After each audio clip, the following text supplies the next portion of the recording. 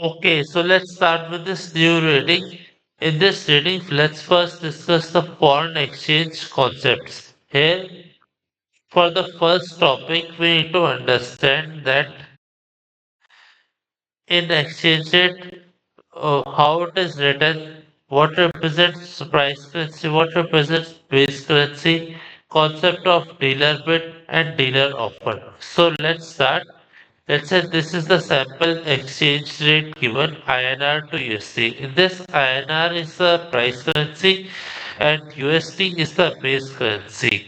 So what happens is for base currency we have 1 unit and we express the price of the base currency in terms of the price currency. So let's say we are given this dealer bid and dealer offer. So in this dealer bid and dealer offer, we notice that for the offer, the interpretation of offer is that offer represent the price at which we will buy the base currency from the dealer. And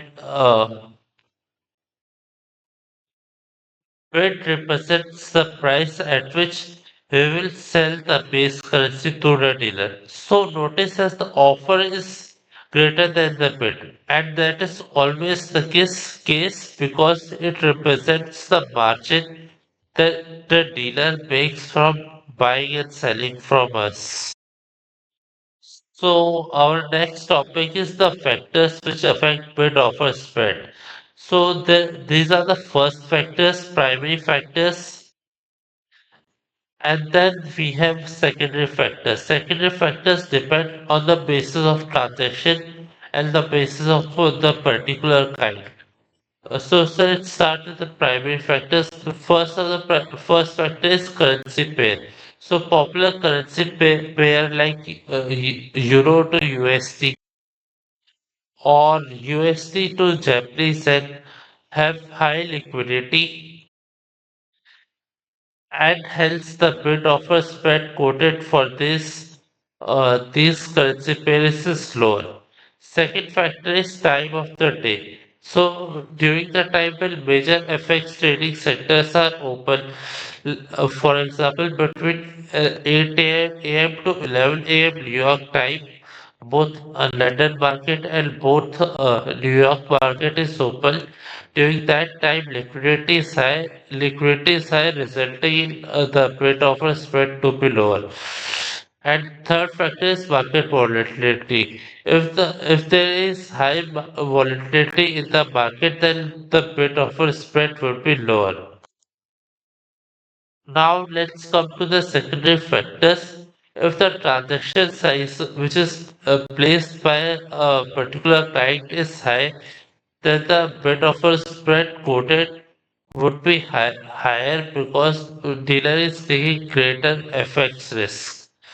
Second factor is relationship between dealer and client. The next point is relationship between dealer and client. Let's say a dealer is quoting additional services to a client, then as an incentive, dealer might lower the bid offer spread to that particular client. Last factor is client credit profile. Let's say if the credit profile of the client is bad, then the dealer might quote a higher bid offer spread to that particular client. And let's study about the arbitrage constraints under the spot market. So here what we have is that we have two places from which we could buy or sell base currencies. So let's say these are the exchange rate given at these two different places. First is interbank market and second is dealer. So here we have studied a constraint that uh, offer is always greater than the bid. Here also the same concept is applied. There is an arbitrage constraint which says that dealer bid cannot be greater than the interbank offer. So let's say this is the case where where dealer bid is greater than the interbank offer. So what we can do is we could buy the base currency from interbank market and sell the base currency to the dealer. And the second arbitrage constraint is dealer offer cannot be lower than the interbank bid. So this is the case. Here what we could do is we could at offer we buy the base currency. So here from the dealer we would buy the base currency and will sell in the interbank market. So that would represent a riskless profit to us. Arbitrage in foreign exchange market ensures that this type of situation does not occur. If this type of situation occurs, then we could make a profit from exploiting these exchange rate codes. So let's come to the topic of implied cross rate. We are calculating this cross rate A upon C from this AB and BC. So this is relatively simple. Here the B is the correcting currency. In CFA level 1 we used to multiply A upon B and B upon C. But now with the concept of bid and offer we are going to do things differently. A upon C bid will be equivalent to A upon B bid into B upon C bid, and A upon C offer will be equivalent to A upon B offer into B upon C offer. So that was simple. Now let's come to the second case. Here the correcting currency is B. We cannot simply multiply as B is in denominator of both of these exchange rates. So in level 1 what we used to do is multiply AB with the reciprocal of C upon B to get AC. So with the concept of bid and offer introduced, converting B upon C to C upon B. So BC bit will be equivalent to the reciprocal of CB offer, and BC offer will be equivalent to reciprocal of CB bit.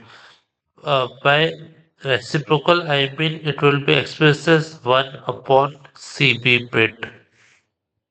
So from AB and CB, we are calculating AC. AC bit will be equivalent to AB bit into reciprocal of CB offer, and AC offer will be equivalent to AB offer upon into 1 upon CB bit, or you could say reciprocal of CB bit. Now, let's come to the topic of triangular arbitrage. Here would be the steps. First, we will calculate the cross rate which is implied from the interbank market. Then, we will compare dealer bid offer with the interbank bid offer to see if there is any violation of the arbitrage conditions. Let's say these are the two violations. If the interbank offer is less than the dealer bid, so what we could do, we could buy the base currency from the interbank market and sell the base currency to the dealer. And if a dealer offer is less than the interbank bid, then what we could do is we could buy the base currency from the dealer and sell the base currency to the interbank market. The profit which you'll get will be expressed in terms of price currency. Now, let's begin with the concept of forward markets. In forward market, there are forward contracts. Forward contracts are an agreement to exchange one currency for another currency on a future date at a rate which is agreed upon today. Any transaction which has a settlement date greater than T plus 2 days falls under the forward market. So, just to give an example, if I were to exchange 1 lakh Indian rupees with USD 6 months from now at a rate which is agreed upon today. That would come under forward contract definition. So, how do we calculate this forward exchange rate? We calculate this using a spot exchange rate, which is multiplied by 1 plus interest annualized interest rate in price currency multiplied by this day over 360 conversion divided by 1 plus interest rate in base currency multiplied by the day over 360 convention. So basically this interest rate in price and base currency are annualized. We are de-annualizing on the basis of length of the period for which we are entering into the forward contract. Here, 6 months will be expressed as 180 days upon 360, and 3 months would be expressed as 90 days upon 360. Basically, it is 1 month is equivalent to 30 days. There is another formula to calculate forward exchange rate. In this, we start with the spot exchange rate and add the relevant forward points.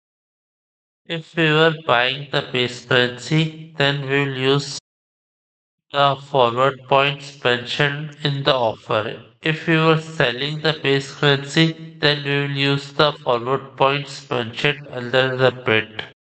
Also, we might need to select the forward points on the basis of the length of the contract which we are entering into. If we are provided several forward points for different duration. We will need to divide the forward points with 10,000 or 100. Most exchange rates in world are coded to 4 decimal places. So if our spot exchange rate is coded to 4 decimal places, we will need to divide the forward points by 10,000. But in rare cases, let's say in the question we are given with spot exchange rate which is quoted to 2 decimal places, we will divide by 100. Let me introduce here with the concept of PIP as well. 1 PIP is equal to 10,000 points for those currencies in which the exchange rate is mentioned to 4 decimal places, and 1 PIP is equal to 100 for those currencies in which the exchange rate is mentioned in 2 decimal places. So if we say exchange rate has gone up by 2 pips, we mean that in this case exchange rate has moved up by 0.0002 points. So from this concept of calculating forward exchange rate from spot exchange rate, we also need to understand the concept of forward premium. Forward premium is equal to forward price minus the spot price. Or you could say forward exchange rate minus the spot exchange rate. We will have a forward premium if the interest rate in price currency is greater than the interest rate in base currency, and there will be a situation of forward discount where spot price is greater than forward price if interest rate in base currency is greater than the interest rate in price currency. So let's start with the topic of mark to market value of forward contract.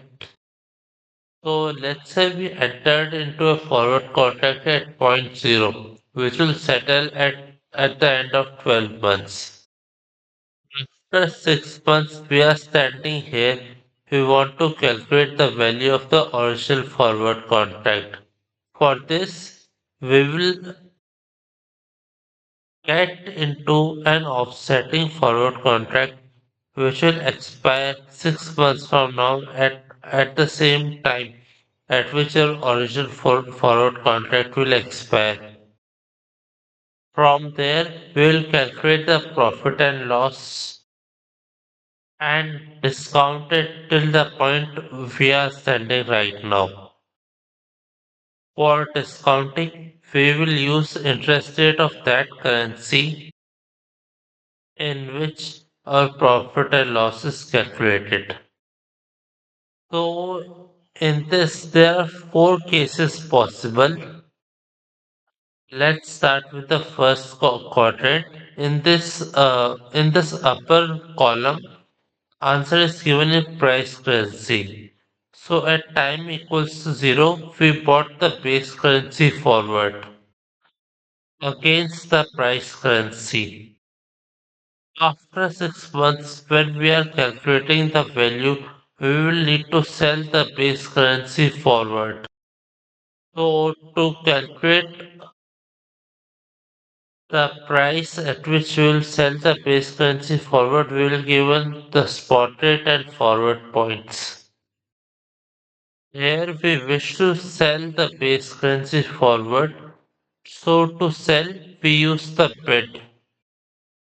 We will add the bid with bid forward points to get the new forward rate. And then we'll use this formula, new forward rate minus old forward rate into the notional principal. Basically, this difference is only for 1 unit of price currency. And then we will discount using the 1 plus interest rate in price currency into days upon 360 convention. Now let's start with the second case. Here at time equals to 0, we have sold the base currency forward. So at time equals to 6, we need to enter into the offsetting forward contract position. So we will buy the base currency forward. To buy the base currency forward, we will add offer with offer forward points. We'll get the forward rate using this formula and then we will use this equation to calculate the value of the forward. Here just this portion change that we are subtracting new forward rate from old forward rate. Because we had originally sold the base currency, so here we will be getting the money. And we are going to pay the money here because here we are buying the base currency in the offsetting position. One more thing, in this question, whenever we say bought the base currency forward or sold the base currency forward at time zero, so often there was a phrase given all in forward rate. It means that spot rate is factored with forward points. So that means it is giving the price of the forward contract. Now let's come to the lower end of this quadrant. Here the answer would be given in base currency and we would have sold the price currency forward. Here the exchange rate and forward points to buy or sell will be mentioned in the perspective of base currency. So first thing what we will need to do is understand that selling the price currency is same understand that selling the price currency forward is same as buying the base currency forward. Just for example, let's say you sold rupees forward against a USD. Here rupee is the base currency, but at the same time at the transaction during the future date, won't you have agreed to buy the dollar forward against the rupees? So dollar here is the base currency. So that's why we will here say that we have bought the base currency forward and we will calculate the offsetting position 6 months later as sold the base currency forward. So we will use the bid plus bid forward points to calculate the new forward exchange rate. And since the answer is given in the base currency and the values of forward which we have got till now is in price currency, we will need to convert by dividing notional value which will be given in price currency with the forward exchange rate to get the value in terms of base currency. We'll do the same for both the forward contracts and get the value. And then while discounting, we'll use the base currency interest rate to get to the value at t equals to 0. We are using the base currency interest rate while discounting because in numerator we have calculated the base values in terms of base currency. For fourth quadrant as well, there would be a similar process. Here we have bought the price currency forward, so that would be equivalent to selling the base currency forward. So in offsetting position, we'll be buying the base currency forward. So we'll use the offer and offer forward points, and then we'll use this formula. We will use the base currency interest rate to discount. We'll get the value in terms of the base currency, reflecting the value of the forward contract in terms of profit and loss. Now, let's start with long-term framework for exchange rates. This section will cover a number of international parity conditions.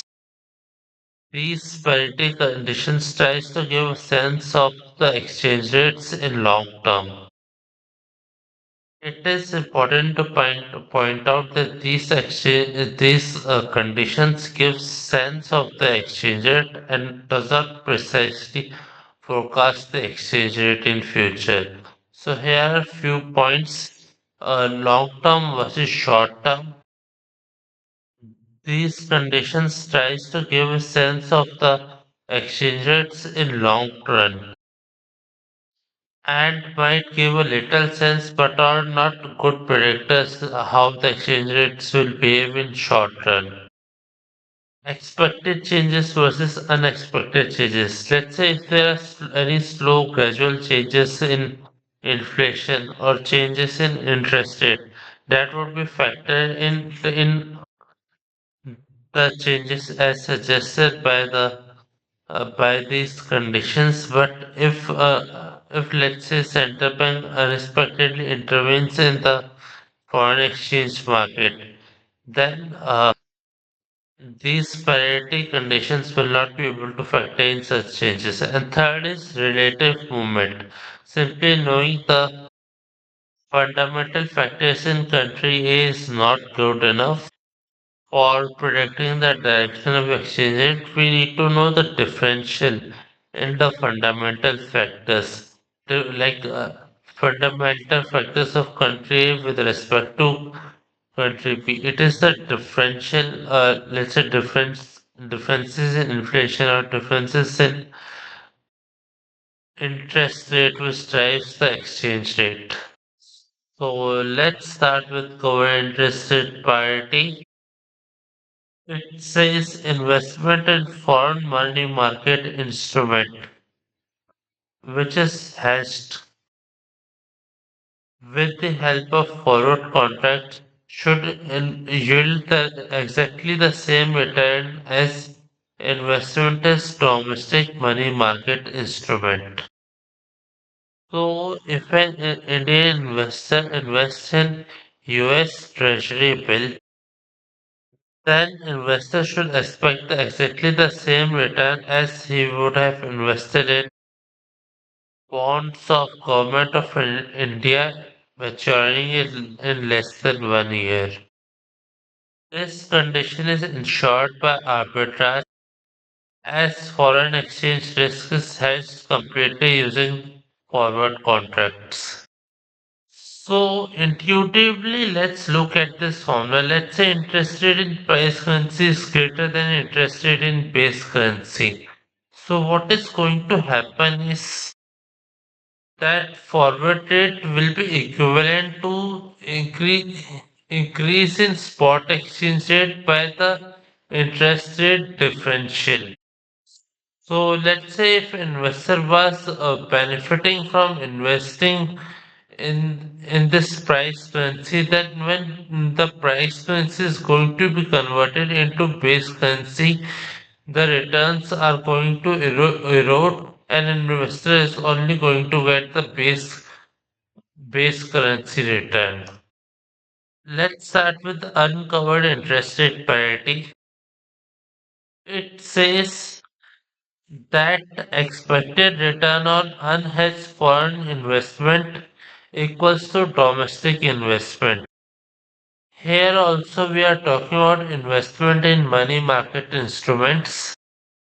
How this differentiate with covered interest rate parity? Here we are talking about expected return would be same. Here it was exactly the return would be same. And second thing is here it is unhedged investment and here it is hedged investment. And third difference is this condition is not ensured by arbitrage, but this condition covered interest rate parity is ensured by arbitrage. Here the formula says that expected change in spot exchange rate will be equal to difference in the interest rate between the two currencies. So let's say that if an investor live in the country with the base currency, he has a benefit in investing in the price currency due to high interest rate. But let's say the investor invests in the high in the price currency, but now what is going to happen is that spot rate is going to change. So when the investor converts his high returns into the base currency, the gains are going to erode. So let's start with forward rate parity. Given that both unconditional interest rate parity and conditional interest rate parity holds, forward rate parity says that forward spot rate is unbiased forecast of future spot exchange rate. So what do we mean by this statement? Here, notice that we had calculated the exchange rate suggested by the forward contract.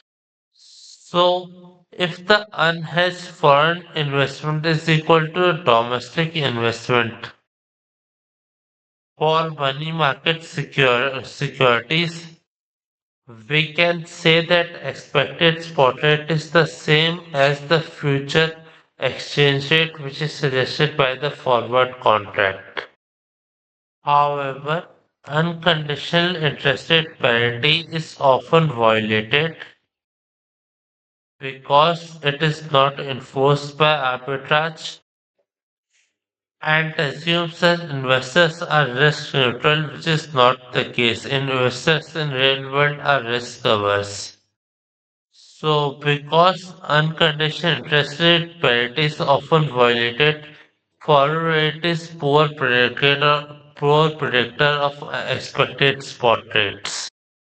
Here, notice that what this formula is basically suggesting is that expected spot rate can be calculated using the same formula as you calculate the price of a forward contract. So let's start with the topic of purchasing power parity. While doing interest rate parity, we have expressed changes in spot exchange rate as a function of changes in interest rate. Here we will express it as a function of changes in inflation rate. So all the PPP theories are based on law of one price, which says identical goods should trade at exactly the same price across the countries. Just to explain, let's say there is a packet of lace which costs as rupees 100 in India and as $2 in USA. So the spot exchange rate suggested by law of world price will be rupees 50 equals $1. So if a person buys lace in India or in USA, it will cost them exactly the same. Let's discuss the concept of absolute PPP. The case I had just given example of was of absolute PPP. It expresses equilibrium exchange rate between two countries as a ratio of their national price levels. While doing so, it assumes that all foreign and domestic goods are tradable, and domestic and foreign price index include same bundle of goods and services in exactly the same weights. However, both of these assumptions are unrealistic, hence absolute PPP fails in real world. Let's start with relative version of PPP. It says that percentage change in spot exchange rate will be decided by differences in the inflation rate between the two countries. Let's say there is a situation where the investors which are living in the country with base currency could earn extra return by investing in the country with the price currency. Basically, investor could earn extra 3% due to higher inflation by investing in the price currency. So what is going to happen is the spot exchange rate is going to adjust accordingly. At that time, when you convert those gains into base currency, investor is going to be indifferent. Accented version of PPP is saying the same thing as relative version of PPP. But this is forward looking. It says expected change in spot exchange rate is equal to difference in expected inflation rate between two countries. Just a side comment here that over the long term exchange rate tends to move towards the value suggested by the PPP theories. But in short term exchange rate movement appears to be random. Let's talk about two more parity conditions. Real interest rate parity says that if unconditional interest rate parity and ex ante purchasing power parity holds, then real interest rate between two countries are the same. Just to make a quick intuitive sense, we have discussed in unconditional parity that normal that percent expected change in spot exchange rate is difference between nominal and interest rate. And an ex ante PPP will express this relationship as differences in inflation rate. So that we can express nominal interest rate as a function of real interest rate and inflation rate. So if these two changes are equal, then real interest rate would be the same between the countries. Let's start with the international friction effect. It says if real interest rate parity holds, which assumes that unconditional parity and ex ante PPP also holds, then it says that differences in nominal interest rate will be equivalent to differences in expected inflation between the two countries. To make an intuitive sense, we have seen it in this example only. International friction effect implies that we have same currency risk throughout the world. However, this is extremely unrealistic. Now let's talk about if all key international parity condition holds true. Then the expected change in spot exchange rate will be equivalent to forward premium or discount will be equivalent to differences in, in nominal interest rates and in expected inflation rates. So, if this is the case, then it implies that it becomes impossible for investor to earn consistent profit on the basis of global currency movements. Let's come to the topic of carry trade. We have stated under unconditional interest rate parity that expected change in spot rate is equal to difference between the two countries' nominal interest rates. So what if it doesn't hold? Then it forms the basis for FX carry trade. In FX carry trade, we borrow in the low yielding currency and invest in high yielding currency. So let's say here the base currency is the one with the lower interest rate. So what investors of base country with base currency can do is they could invest in country with price currency with the higher nominal interest rate, assuming that change in expected spot rate will not erode their profits.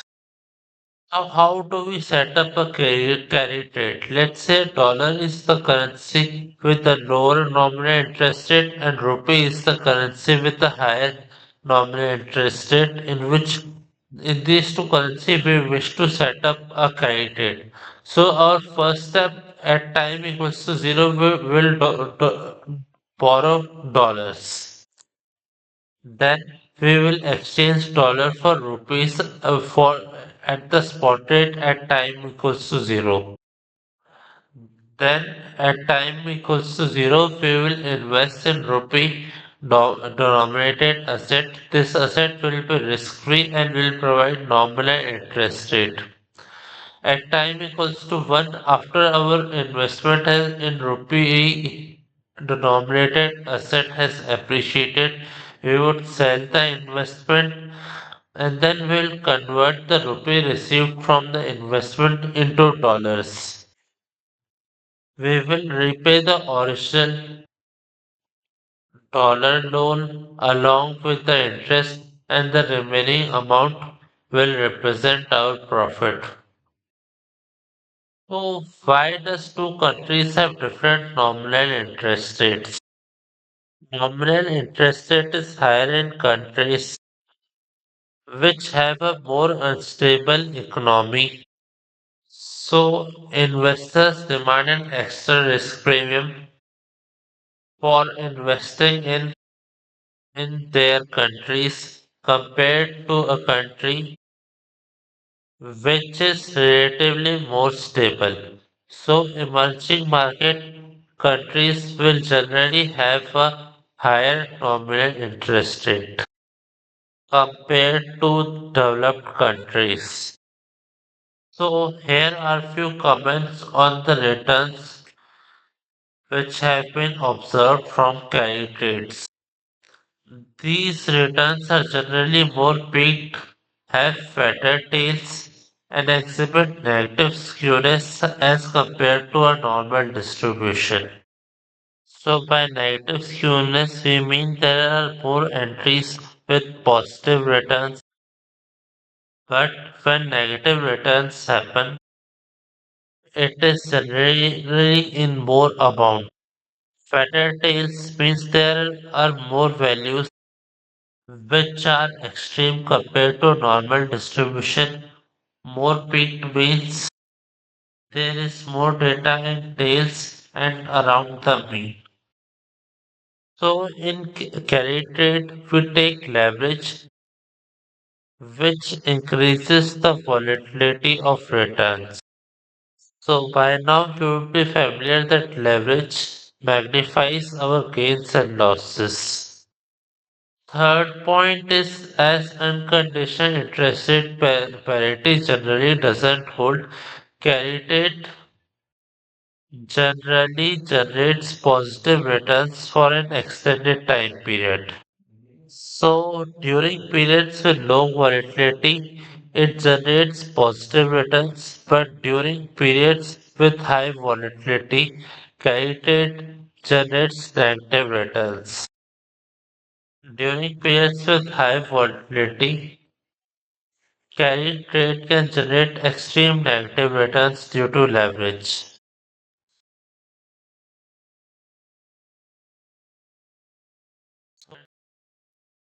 Here, these are the exchange rates given.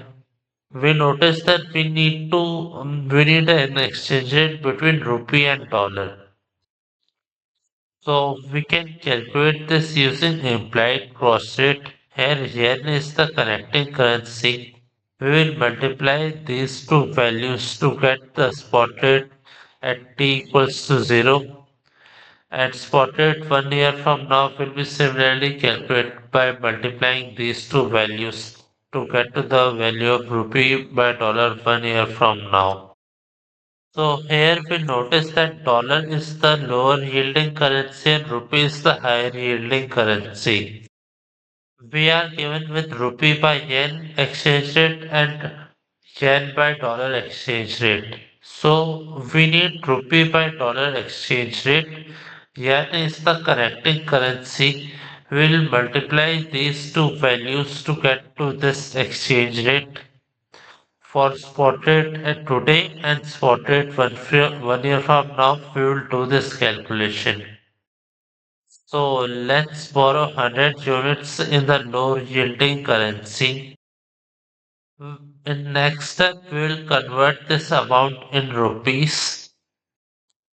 Using the exchange rate, we will get 10,000 rupees. We will invest this 10,000 rupees in a rupee denominated risk-free investment. We will get a return at end of t equals to 1 at end of time period 1 equals to 11,000. Then next step will be we'll convert this 11,000 rupees back into dollar. We will use the spot rate 1 year from now for this purpose. And then after doing this, we get a return. We get with 102 rupees from dollar. We will get the investment in dollar terms as $107.84. Then we will calculate the return by paying back the dollar loan from the amount of investment received. So the dollar loan also has grown up by the nominal interest rate in the USD. After doing this, we get a profit of $5.84.